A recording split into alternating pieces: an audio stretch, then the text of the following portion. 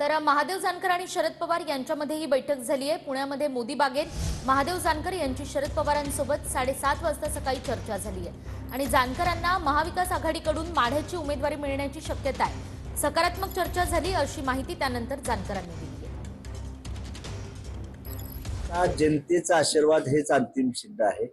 मी आता त्याच्यावर अभिप्राय करणे योग्य नाही, पण एकंदरीत रिस्पॉन्स मला माढ्यातला आणि परभणीतला फार चांगला येतो। रोज कमीत कमी 1000-1500 फोन डेली यायला लागलेत, सर्व स्तरातून यायला लागलेत।